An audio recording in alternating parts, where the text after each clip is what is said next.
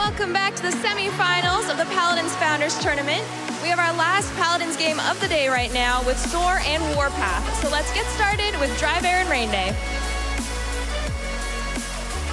Thank you, Amanda, and welcome back, ladies and gentlemen. My name is Rain Day, and I'm joined by the lead designer of Paladins, my buddy Rory, or Dry Bear, here for the second game of today, the last one before the finals tomorrow.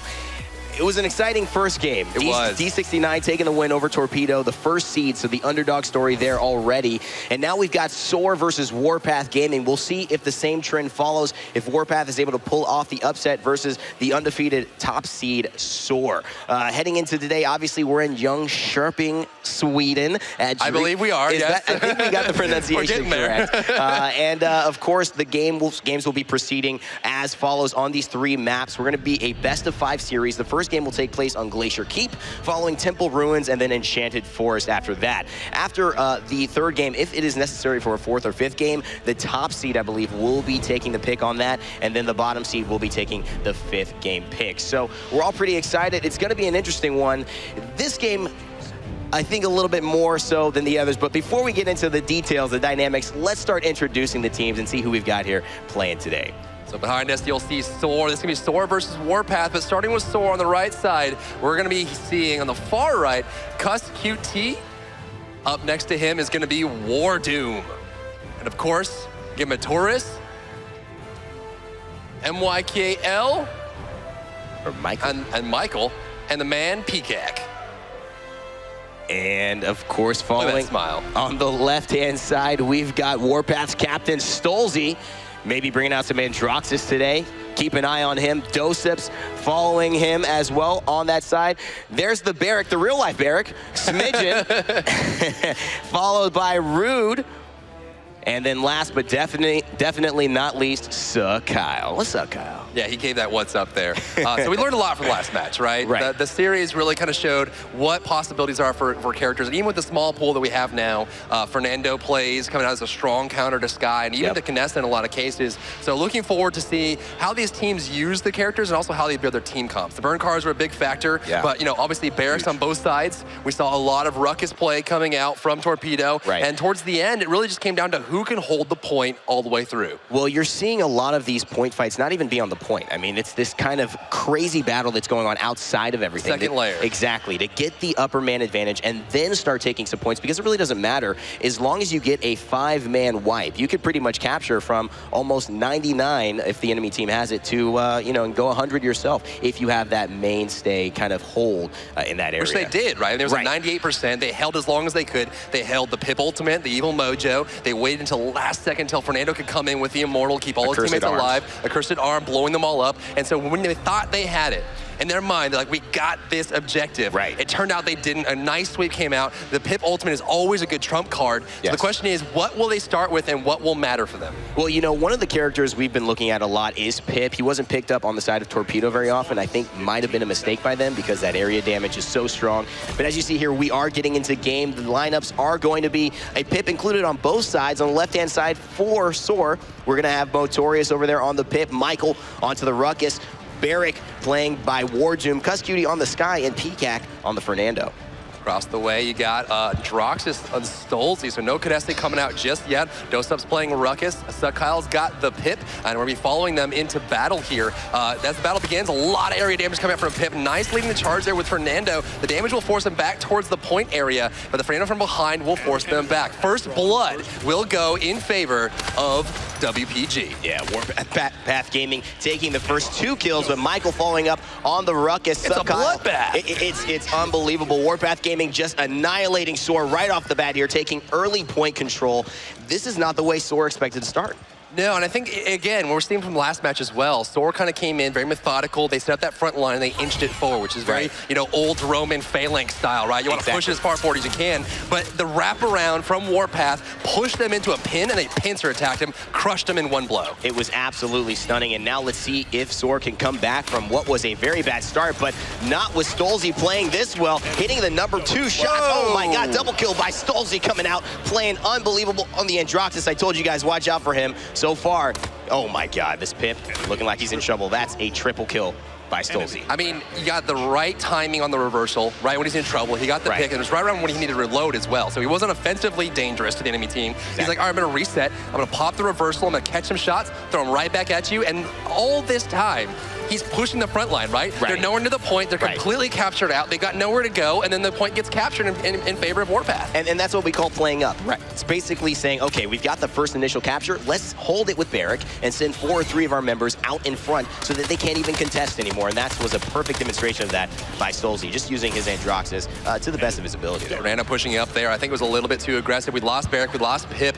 Well, Stolze still on fire. They got to take this Androxus out of really commission. I mean, really, as long as he's on the battlefield, they're in danger here. Looking upwards is going to be Stolze. We see some damage coming through there. 1 minute and 40 seconds left on this push as he captures the Cassie all by herself. There goes CusQT, and around the corner he goes. His payload card is getting closer to their base. Stolze again taking out CusQT, being the showcase, and again, Stolze taking out Michael.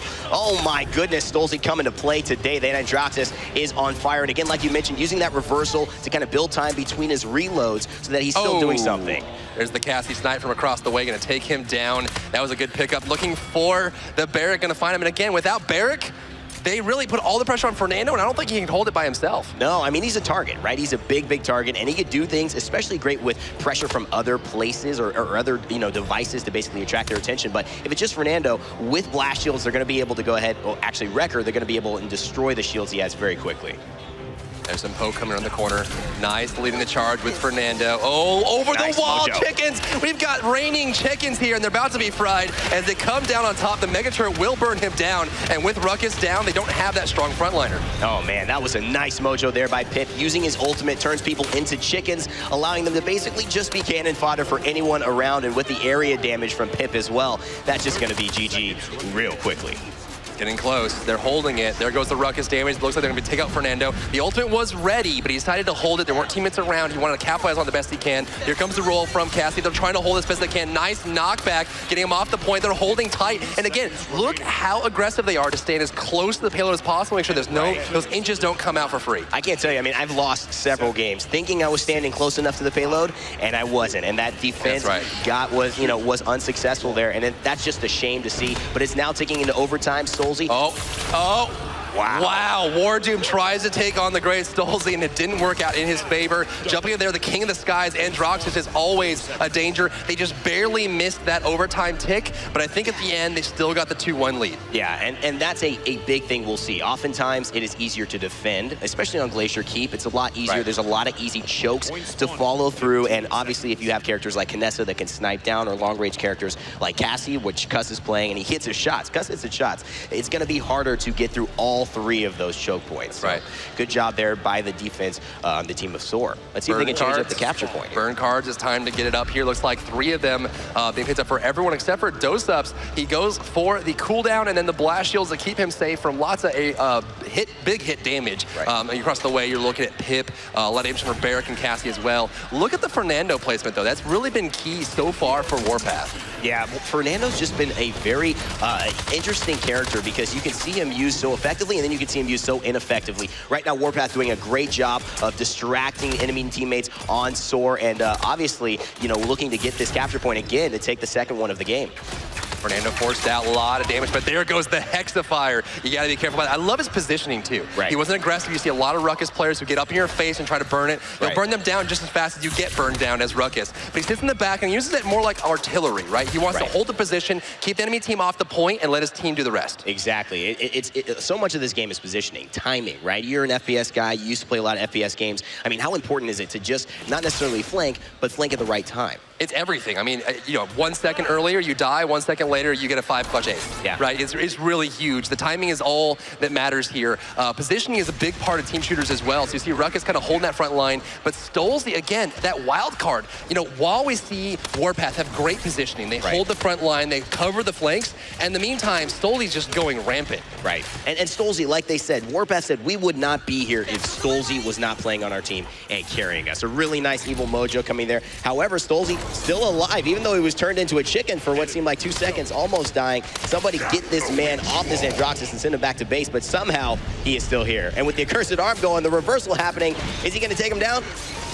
King of the Skies, up in the air. He lands there. There's a great immortal counter for the Accursed Arm that kept them on the point a little bit longer. It's 73% to 71% here, Rain Day. It's getting a little bit in favor of Soar here by 1%, but there goes the capture. Stolzy again taking Disguise and raining down his enemies, but it's Rude who really held that fight down. And again, while they're trying to get the Fernando, while they're trying to get the Androxus, what's so powerful about Warpath, everyone's a threat. Right, and you see these staggered. The other thing I want to mention about this is that you saw Motorius coming in at the end there. It was kind of a last-ditch effort. Let me just see if I can do something. But you're seeing more staggered come and fighting at the point from Soar rather than Warpath. They're fighting a lot better as a team, as a unit, and I think that's where they're getting the advantage on these capture points.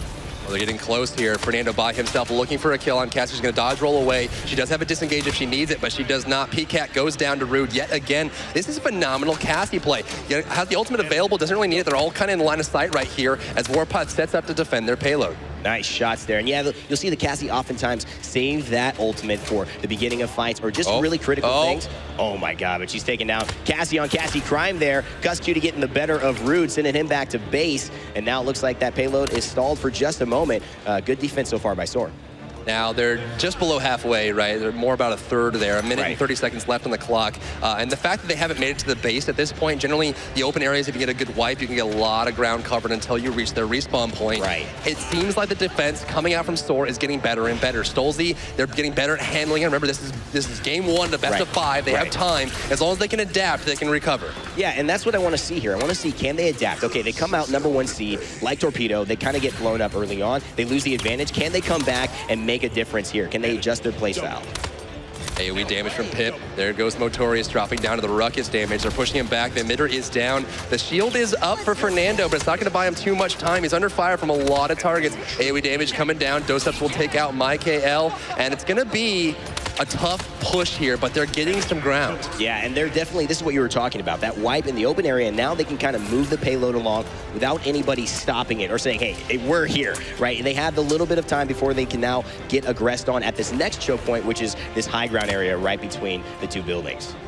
They're setting up a nice defense coming out from Soar. They had the high ground and the low ground, like you mentioned. The high ground is very important, but you don't want to commit too fully to it. We have two Fernandos going Nando on Nando here. Immortal is ready for Smidgen. He pops the shield up. Here goes Ruckus. Does he use it? Looks like he's going to let that one slide. Again, you have to be very careful. You talked about it earlier. Timing is so important. When you use your ultimate, it could be hit or miss. Right, and that's why I think also Stolzy with Androxus here too. We talked about reversal. The timing of his reversals have been so on point. I mean, people almost about to kill him. He's got to do a reload, and it's just buying him enough time to be that distractor that stays alive. And that's the problem. Soar have not found an answer for him, but they have found an answer for this push. Nice defense there. It's going to go in the way of Soar. Warpath. They push it up. Now, again, they do get the point lead, right? Capturing the objective gets you 2 points. Pushing the payload gets you 2. And if you fail to push, the enemy team gets 1. So either way, they still have a 1-point lead. And that's great for them. They're kind of holding that pressure so far. And so it's 4 to 2, I should say, in favor of Warpath. 2 points captured and 2 defenses. Actually, all players on the screen right now have all their burn cards selected.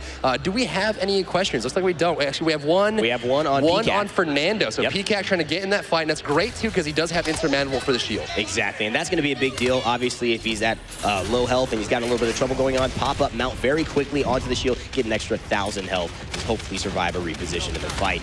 Looks like Soar trying to do some damage here, spectating Motorius, obviously going in, looking for the kill. Michael kills Rude. Smidgen takes down Michael in return, though, and it looks like, he's running away. Motorius chasing after the enemy Ruckus. Can he get him? Emitters pops, and it looks like Motorius going to slay Doseps there on Warpath Gaming. Soar looking a whole lot better in this team fight. That Equestrian coming in clutch for PCAC. We saw as he's trying to get away, hopped on the horse. Of course, Equestrian gets you on your horse twice as fast. And of course, will trigger that insurmountable shield that you'll have. And he gets in the fight. So PCAC is driving this aggression. In the meantime, they want to get the squishy targets. They can't because Fernando's in their face. It's excellent zoning. And now we're seeing the play up, right? PCAC is up. They cannot even get back to the point unless they want to get mounted. And Soar tie the game up 4 to 4. This one is not over by any means.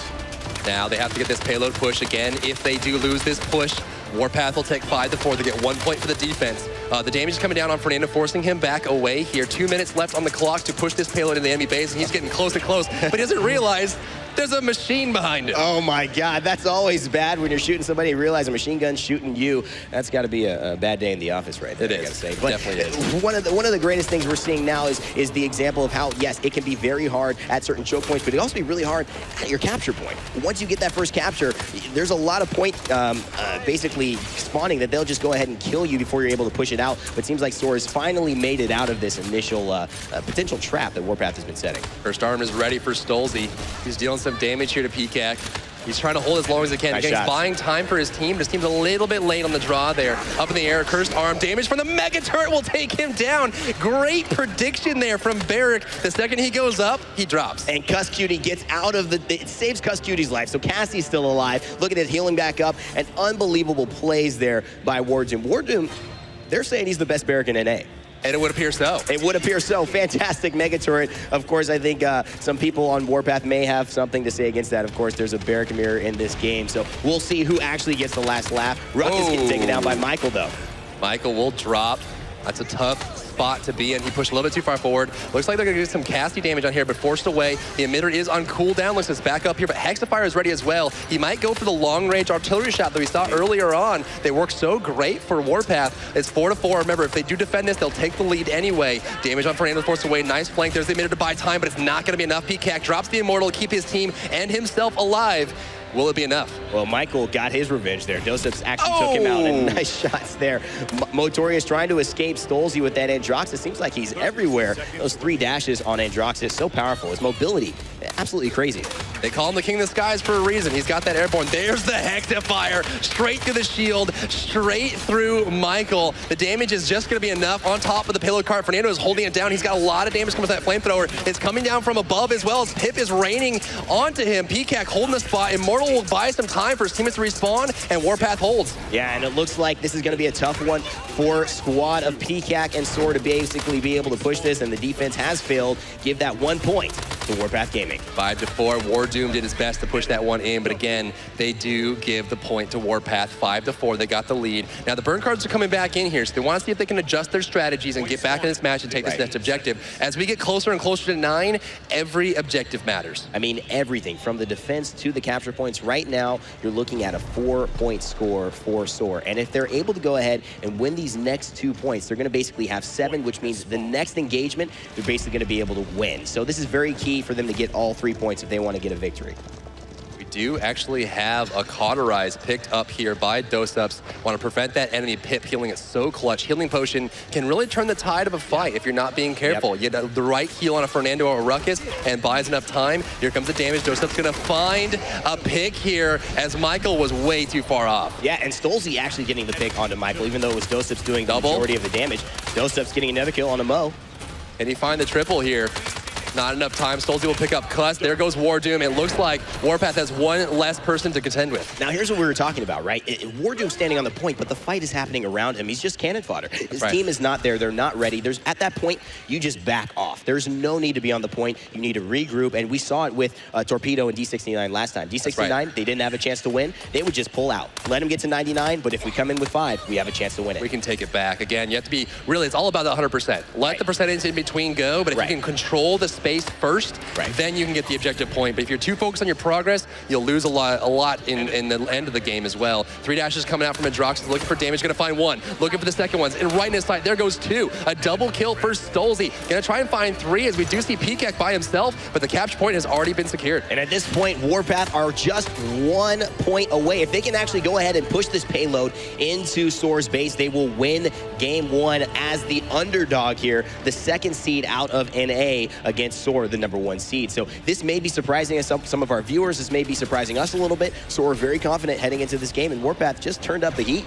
It seems like the underdogs had the passion, they had the fire in order to come in hot. And right now, it's burning bright, right? Warpath has 7-4. If they capture this, they've got it. But again, I think they've also got some mentality going to Soar, right? They're in their heads, and they're getting the right picks at the right time. I think I see a little faltering going on. Right, and the thing is with Soar being so confident early on, with Warpath, it's kind of like, okay, you're very confident, we're going to be quiet. Right. But now that we're winning, now it's got to be, hey, Soar, maybe they're thinking, should we have been so confident? Now we're kind of on the spot here. We have to go. so a little bit added pressure. Stolze with the double kill yet again, looking for the Cassie. Can he find it? Gonna miss that shot behind him. Is gonna be a very, very angry Vera. Can't find the reversal shot, but the reversal will keep him alive. That's very crucial. Huge there. Stolze just bringing out the plays, and again, the timing of the reversals, keeping him alive, maybe not killing his opponents, but allowing him to get his nether step back up on cooldown, and then, well, Cuss will take him there, and that's a big pickup. 1 minute left on the push, 7-4. Warpath, there's a lot on the line here. We see him kind of backing off again. And again, the same as the objective. You want to set up properly. You want to get in the right spot and make sure that you have all 5 players in place to make the right push. You don't want to do 4 versus 5. You want to 3 versus 5. You also don't want to do it when your ultimates aren't ready. Absolutely. I mean, it could be such a dynamic difference when you have just one man up, because that pressure that having all 5 members up and the decisions you have to make, once you have a man advantage, 2v1, let's take out Stolze. Let's take out, you know, Michael, right? And then that really can help the snowball. It's so simple and so small, the details, but they make such a big difference. They stack up, right? Yeah. I mean, that Barrack ultimate at the right time when Stolze went up in the air, I mean, at the right time can make anything that feels small huge, right? It's catastrophic. And I think at this point, Warpath really understands that. We're seeing them get the right flank at the right time. They come around, they pick off Ruckus before getting in position, and they force Fernando into a spot where he's by himself. In fact, a lot of times we've seen Warpath completely ignore PCAC until he's the last one. It's like, all right, fine. It's time to get Fernando. We've let you alone for too long. Let's finish it off. But with that Evolve, he's going to have so much health, right? So it's going to be obviously the hardest character to take down anyways, but he's going to do the least amount of damage unless one of their backline squishies are pressured, right? So they can pretty much ignore him and be okay. They want to get Motorius out. They want to get that Pip off of there. Even the Ruckus sometimes, if he's a danger with the Hexafire, they really want to prioritize some of the more higher damage dealing targets first. That's right. It's been an interesting first game, right? Kind of watching them play that up. It's been, you know, going into the second game, you look at Warpath to see how can they adjust their strategy. Do they need to adjust their strategy? Androxus has been a big piece for them. Can Soar figure out how to stop that Androxus? Well, I think Stolze, like you said, has just been the key for them. I mean, Warpath said it themselves. We wouldn't be here without Stolze, and he's pretty much coming to play. It's pretty guaranteed to say he is the best Androxus in the world at this moment in Paladins. So you guys are not only seeing obviously a good Androxus player, you're seeing the best. That's right. And Soar's faced them before. But the thing I'm more interested in is the fact that all of the pre-talk, right? Soar, we're this.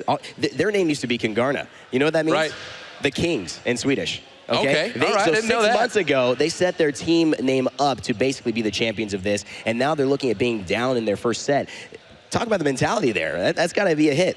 It's a lot of adjustments, right? You kind of have to come in fresh with the mentality right, so that when you hit something, you hit a roadblock, you hit some kind of comp you weren't expecting, or maybe, you know, you thought Cassie was going to be the problem and Androxus turns out to be the problem. You really have to adapt on the fly to make sure you get those strategies just right. And it looks like we're jumping back into game here, which is great. Oh, the air shot. One more. The blast shot's not going to land. The shield is going to be there. Oh, man. Stolze taking out Michael as well. Somebody stop this man. Stolze just going off, trying to find Cuss Cutie there. He's got full health, and Cuss is very, very low. Not a good fight for him to be taking. So he goes ahead and ducks behind cover. Oh, getting the shots though, but Stolze takes him out again. Cuss Cutie, see you later. Back to base for you. Now the only one left is PCAC. Like we said, let's focus on the Fernando. This push looks to be definitely taking into overtime. Got a cursed arm. I imagine he'll go up and use it here. There goes the up. There goes the cursed arm. Nope, he's not going to use it this yet. Defense will fail. They didn't actually stand next to the payload card to trigger the overtime. They're going to let this one slide. And we talked about that. I mean, I think they could have definitely kept going. At least they had 2 members by the payload. That might have just been a misplay there. Well, they had actually 4 respawn at that point. Fernando was still healthy. The Immortal was down, but they did have the right positioning and the defender's advantage, which is always apparent, right? And so they had that position here, and maybe they just decided, hey,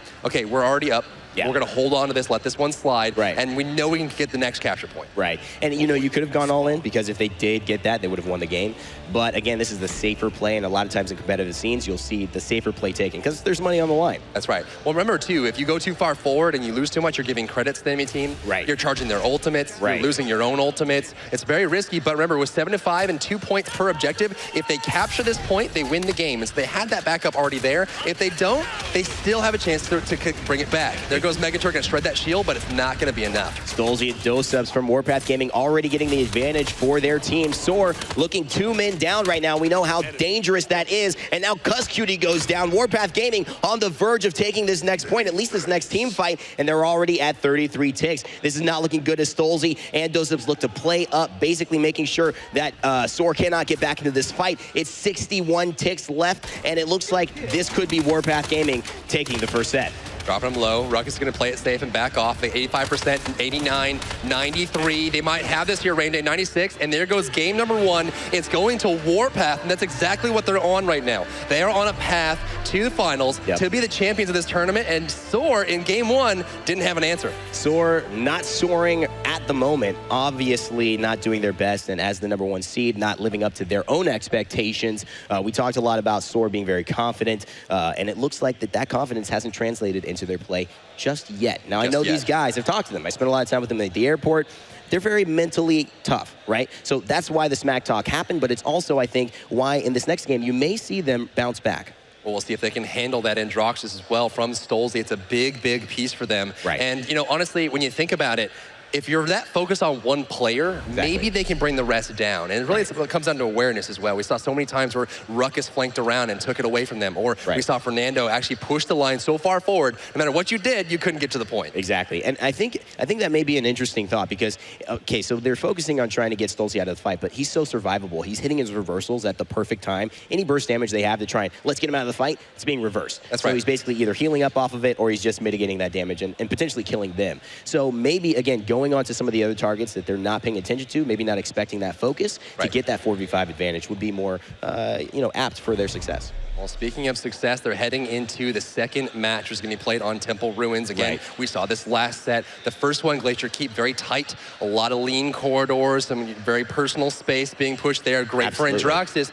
However, going to Temple Ruins is a lot more open. There's more space there. So this map is kind of turned on its head, right? This isn't Glacier Keep anymore. And again, if you run Androxus in that space, you're going to be more exposed in a lot more areas. You have to be careful where you go. So maybe, we see a lot of Kinestas being played on Temple Ruins, given the long line of sights, given the open space, and also all the information you're getting by looking around. So we'll see if they switch it up.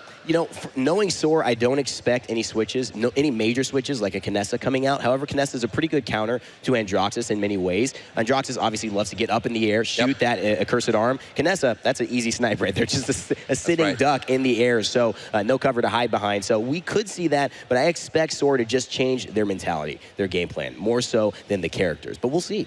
And Barrick is always a big influence, especially in this build, CB26. We know that both teams are going to be running a lot of Barrick. We saw Fernando used a great effect, actually, in the first series for District 69, and we saw it again here in Game 1, Warpath versus Soar. It's been interesting to see how they use the tanks, but again, that Androxus pressure is always going to be there. The Ruckus actually not used as effectively in the first set semifinals, but this time both teams ran them to great effect. Yeah, I mean, I think you saw a lot of Ruckus on Ruckus crime there. Obviously, those teams were just basically trading out kills. Nobody really got the better advantage. You'd obviously give it to Dosips because his team won, but it didn't seem like any of the Ruckuses were basically saying, I am the Ruckus that you need to deal with. And so I think part of the issue is that as much as Stolze is standing out, no one on Soar is standing out the way that they need to. Cuss Cutie, somebody I would look for next game. He's an incredible Cassie player. The open vision from Temple Ruins, the long range for Cassie, it's going to be a really good map for him. It definitely will be. And a lot of that comes out of it, too, is being able to